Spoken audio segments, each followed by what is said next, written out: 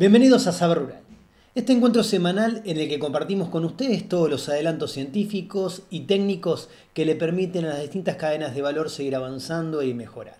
Y para comenzar este programa les proponemos hablar de trazabilidad, una herramienta importantísima para la industria agroalimentaria.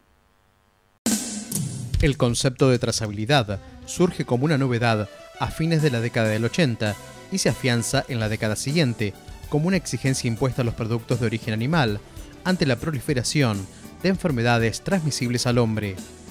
La trazabilidad se ha presentado como una herramienta que brinda la posibilidad técnica de identificar un animal desde su nacimiento hasta el final de la cadena de comercialización.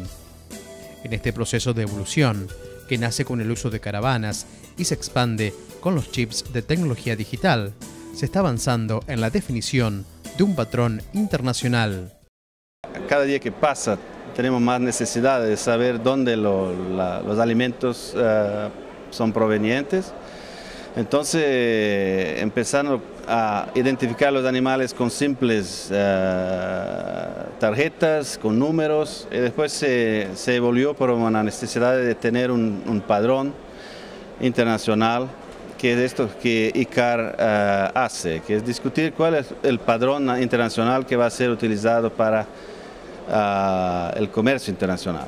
Entonces, hoy día tenemos no solamente lo padrón, como que esta identificación tiene que ser formada con 3 números iniciales para el país y más 12 números únicos que no vas a repetir porque entonces ese animal va a tener una identificación única en cualquier parte del mundo. Pero también el tipo de device que se usa para hacer la identificación. Entonces hoy día ICAR tiene más de 200 tipos de identificadores que fueron testados y aprobados para diferentes ocasiones, diferentes propósitos. Por ejemplo, ganado de corte tiene un tipo de necesidad, el ganado de leche tiene otro. Por ejemplo, la vaca lechera, cuando se va a la lechería que va a ser ordeñada, tiene que tener una facilitación para la lectura de este identificador. Entonces muchas veces los identificadores es muy bueno para el ganado de corte, pero no sirve para el ganado de leche porque el ganado de leche tiene que pasar en otra parte. Ahora los animales, los perros, los gatos, por ejemplo, puede ser un identificador que la lectura no precisa ser tan específica porque es más fácil de acercarse. La producción y el consumo de alimentos a nivel mundial en las últimas décadas han adquirido un dinamismo regido por crecientes controles que plantean las barreras sanitarias y exigen a los consumidores que buscan comer sano. El nivel de demanda de alimentos de origen animal en Europa se está recuperando después de la crisis que desató el temor por contraer algunas de las enfermedades transmitidas por el consumo de carnes. El mercado internacional ha reforzado los controles de seguridad alimentaria y exige pautas de trazabilidad que ofrezcan mayor información sobre la procedencia de los alimentos. El mercado europeo es típicamente un mercado nervioso que quiere saber dónde viene la comida. Se puede dar el lujo de exigir, porque todo el mundo quiere vender al mercado europeo y tiene una producción propia también. Entonces, a veces eso llega no solamente al concepto del consumidor, que exige que todo el alimento tenga un origen conocido, pero también eso se transforma en una barrera comercial. Entonces, si un país exportador no tiene los padrones mínimos, esto es una buena razón para que este país tenga un menor acceso a ese mercado. Pero la razón mayor fueron los problemas que tuvimos con aftosa y con la vaca loca. Estos son los dos más significativos eventos que transformaron, por ejemplo, a Inglaterra en un país que era exportador, en un país que hoy tiene una pecuaria devastada. Con el concepto de rastreabilidad, Cada interviniente en la cadena es absolutamente responsable del alimento que elabora, en cualquier etapa de su producción, dado que todo debe quedar registrado. Para cumplir con los objetivos sanitarios de lograr un producto controlado, este modo integrado de entender la producción de alimentos requiere la concientización de toda la cadena de valor y la unificación de criterios en cuanto a los sistemas de trazabilidad. Uno de los obstáculos es cultural. Tenemos que reconocer que el medio de los productores rurales no tenemos avanzado tanto con los conceptos de la importancia y muchos no comprenden por qué tiene que hacerlo. Entonces hay una necesidad de educarse el productor rural, pero también hay tal vez una falta de organización en la cadena que va a ofrecer estos productos al productor. Entonces, por ejemplo, en Brasil, que conozco un poco mejor, cuando empezó las charlas sobre identificación, varias empresas empezaron a vender sin padrón. El productor que compró este producto que no era el producto recomendado, después no va a comprar otro. Entonces eso empieza a generar una confusión. ¿Qué pasa? Si una empresa tiene un sistema de identificación, otra empresa utiliza otro sistema de identificación y los dos sistemas no están integrados, la rastreabilidad está perdida. Este es un problema de coordinación de cadena. La trazabilidad se presenta como un método técnico básico para reforzar la confianza de los consumidores sobre el producto a partir de la demostración de la procedencia. Trazar un alimento es desarrollar un sistema documental y de identificación física en las etapas de su transformación, que permite además agregar valor. Para esta tarea de generación de información, los padrones de rastreabilidad son una herramienta fundamental. Hoy tenemos que tener una actividad profesionalizada. El cambio en el negocio es la agregación de valor al producto. Lo más obvio es pensar en el producto carne, pero también los productos lácteos son dependientes de tener un sistema de sanidad que puede ser traceada.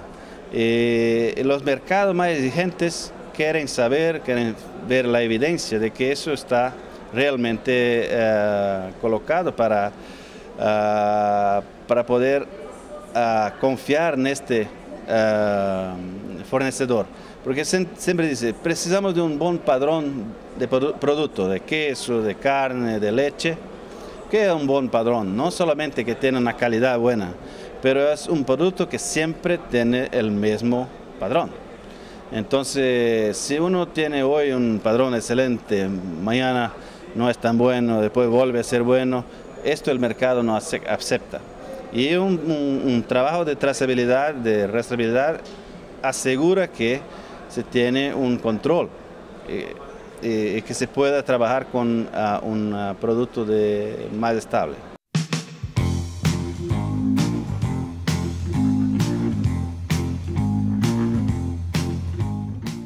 Después de ver la importancia que tiene la trazabilidad para la industria agroalimentaria, les proponemos hacer una pequeña pausa. Pero no se vayan porque en nuestro próximo bloque les vamos a contar cómo se puede mejorar la nutrición porcina a través de una entrevista remota.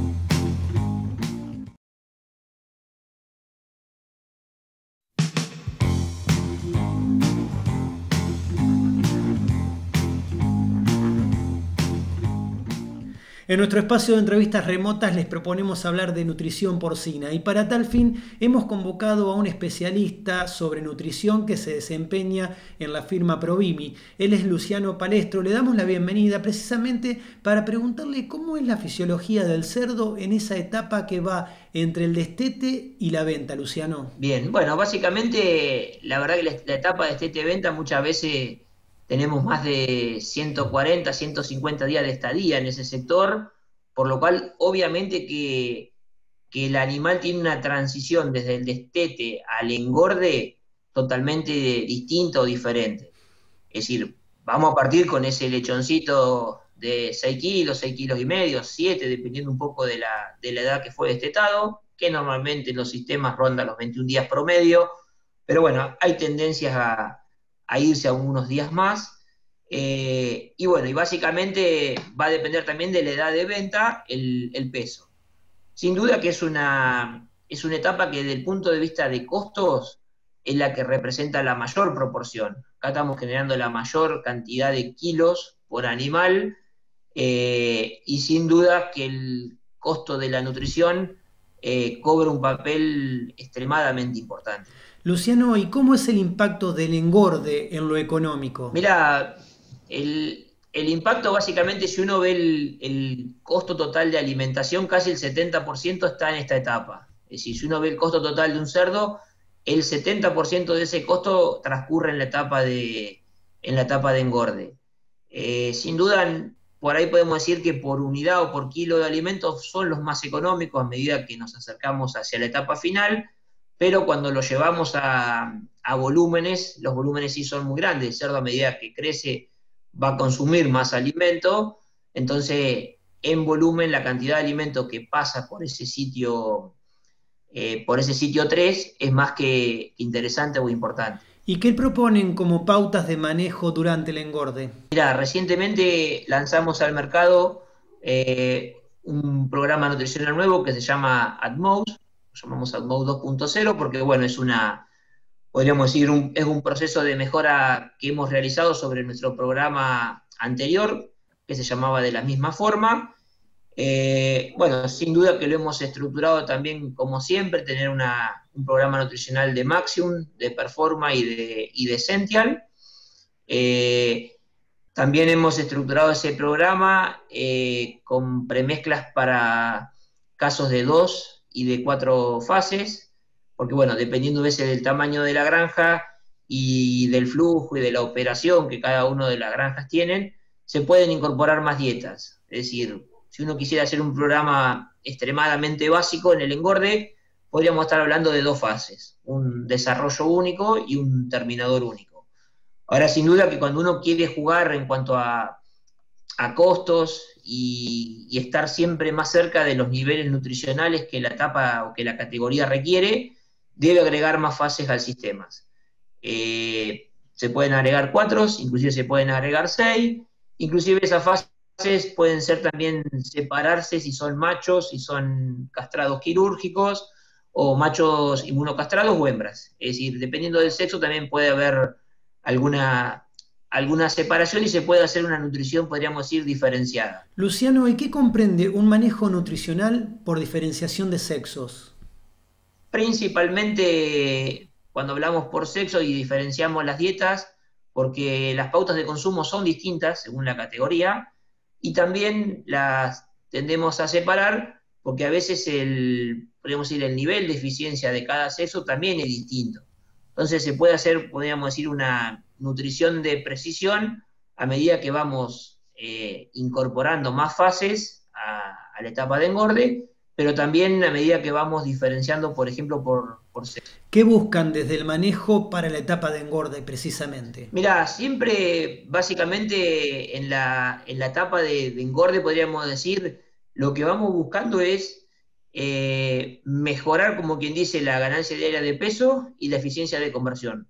Son 2 indicadores claves dentro del sector que pesan y que hacen a la rentabilidad del negocio final. Es decir, uno a veces teniendo mejores ganancias diarias de peso, inclusive con una tasa de conversión más baja, va a hacer que el retorno sea mejor por parte del productor.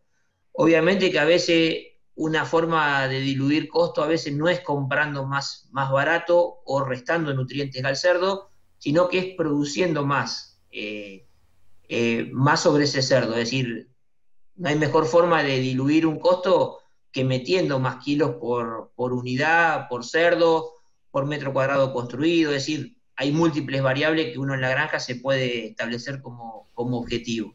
Luciano, valoramos este contacto remoto de tu parte y por supuesto que agradecemos los aportes en Saber Rural sobre este tema tan sensible como es la nutrición en la etapa que va desde el destete a la venta.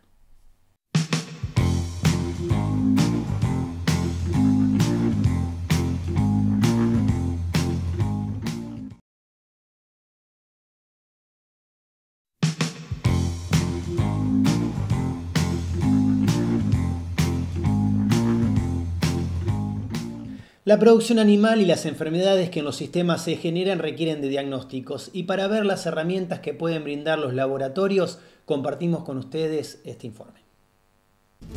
En la producción pecuaria, el crecimiento y desarrollo de los animales se manifiesta como un aumento coordinado de las partes del organismo a intervalos definidos de tiempo, en forma característica para cada especie. Este desarrollo natural se ve afectado por diferentes enfermedades que repercuten en la calidad de vida de los animales, en su desempeño productivo y, por lo tanto, en el negocio. No tenemos más enfermedades porque no las buscamos. Hay un conjunto, un universo de enfermedades muy importante y muy grande, algunas subdiagnosticadas, otras no diagnosticadas, por o falta de reactivos o falta de necesidad, porque por ahí la enfermedad no es de tanto impacto que no amerita estudiarla. Entonces, lo que sí es importante es tener al menos siempre un conjunto de enfermedades que sabemos que son las que afectan a la producción, y manejar eso y manejar el laboratorio y usarlo como una herramienta para el control de esas enfermedades. Es mucho más antieconómico ir a diagnosticar un problema después que una enfermedad hizo un estrago, causó mortandad, causó aborto, causó pérdida de conversión alimenticia o de ganancia diaria, que no ir siempre por delante, digamos, de las enfermedades, monitoreándolas, y a través de diferentes técnicas podemos ver si la enfermedad se va a salir de cauce o si va a tener un impacto a futuro más importante del que tiene hoy. Para la medicina veterinaria, ciertas afecciones son difíciles de detectar debido a sus características asintomáticas que hacen que los animales no presenten signos de estar padeciéndolas. La característica asintomática de algunas afecciones y la coexistencia de diferentes enfermedades demanda estudios basados en métodos de diagnóstico de laboratorio.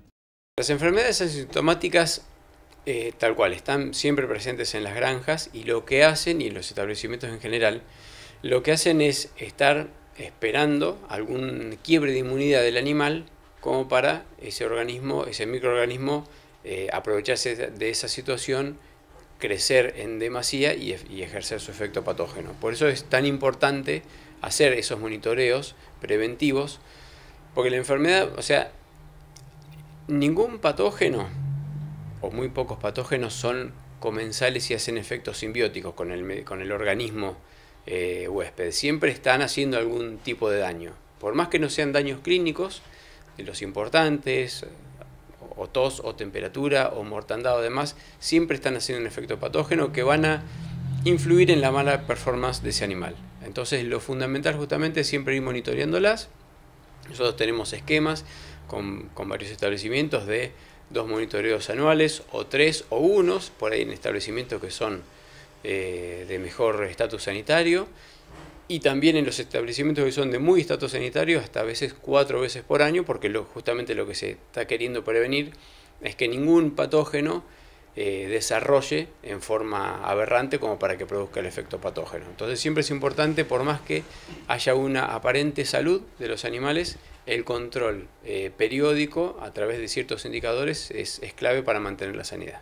Hay que mantener una vigilancia permanente por lo que está circulando y por lo que no está circulando, y tratar de tener métodos como el PCR u otros métodos que están en estado de desarrollo para poder detectar la presencia de agentes infecciosos antes de que se manifiesten, que luego produce un problema muy serio porque afecta la productividad y con eso, bueno, todas las pérdidas económicas que eso conlleva. Yo creo que allí va a estar el esfuerzo y el desafío en los próximos años.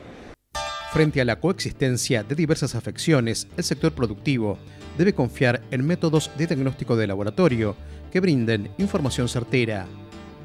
Para realizar el examen que permita detectar la presencia de una enfermedad, hay técnicas específicas que se utilizan a fin de focalizar en los diferentes agentes infecciosos que están sospechados en un determinado caso clínico. Técnicas hay un montón. Tenemos desde las tradicionales técnicas de serología, donde se hacen estudios a través de muestras de sangre, las técnicas bacteriológicas, donde trabajamos con tejidos o con fluidos del organismo como para detectar la presencia del agente. Las técnicas serológicas, tenemos aglutinaciones, tenemos las famosas de ELISA y demás. Y después, bueno, llegando a las últimas técnicas que ya tenemos desarrolladas en el laboratorio, como es la biología molecular, técnica de PCR, que son técnicas extremadamente sensibles y específicas, con lo cual, aún con poca presencia del agente o hasta con presencia del agente muerto, podemos llegar a tener resultados positivos.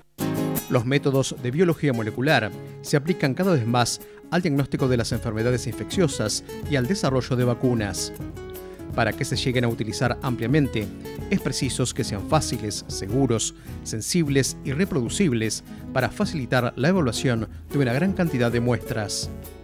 La técnica de PCR ha evolucionado mediante los ajustes realizados a las prácticas iniciales, lográndose mayor eficiencia como herramienta de diagnóstico. Aplica a todas las especies animales, depende después de cada laboratorio sobre qué especie trabaje. Nosotros usamos mucho PCR para todo lo que es diagnóstico en enfermedades porcinas y en enfermedades de bovinos. Así que en esas dos ramas estamos ofreciendo muchas técnicas de PCR. Y lo que aporta justamente es eso, son técnicas altamente sensibles, tienen un 99% o más de sensibilidad y con mucha especificidad. O sea, un positivo de PCR es contundente porque quiere decir que, o sea, no hay casi forma o chances que sea un falso positivo o tener diagnósticos errados. Tiene muchísimas menos posibilidades de equivocación que las otras técnicas convencionales. Ha sido fundamental, sobre todo con modificaciones al PCR original. Aparece una PCR de tiempo real que básicamente, instantáneamente, sin otro tipo de procedimientos post análisis, post diagnóstico, permite detectar o identificar la presencia de algún patógeno. Eso ha sido una herramienta fundamental que, bueno, la idea es usarlo, tiene alta sensibilidad, puede detectar cantidades muy pequeñas, lo que facilitaría la detección de aquellas enfermedades que tengan baja presencia o baja prevalencia o agentes infecciosos que se repliquen en muy bajo nivel.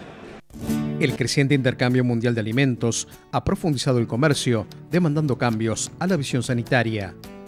El modelo actual debe contemplar las particularidades de cada región para avanzar en el diagnóstico y control de enfermedades, para la mejora continua del estatus sanitario. En el ámbito de la Organización Mundial de Sanidad Animal, OIE, este esquema ha generado un nuevo concepto sobre la salud y un enfoque que propone un abordaje colaborativo e integral de la sanidad animal y la salud pública a escala mundial. Es muy importante este tema porque nosotros estamos produciendo alimentos, estamos produciendo proteína animal, estamos produciendo carne y le estamos, dentro de esa misma proteína, dentro de ese mismo corte de carne, podemos estar incluyendo bacterias, fragmentos de bacterias y hasta residuos antibióticos. Entonces es muy importante el correcto manejo sanitario de los animales como para que cuando lleguen a su etapa de faena no tengan justamente ningún tipo de residuo que pueda afectar después la salud de la población.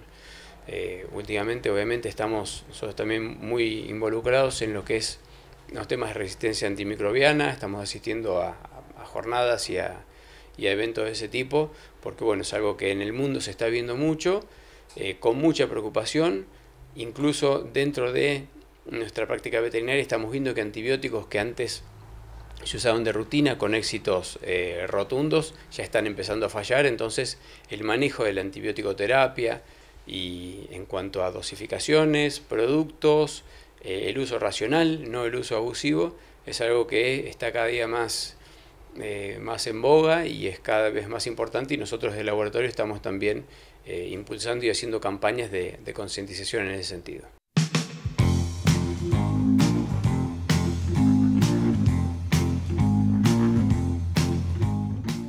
Amigos del campo, de esta manera llegamos al final de este programa. Muchísimas gracias por habernos acompañado una vez más. Nos vamos hasta dentro de una semana cuando los estaremos esperando para compartir nuevamente junto a ustedes mucho más saber rural. Hasta entonces.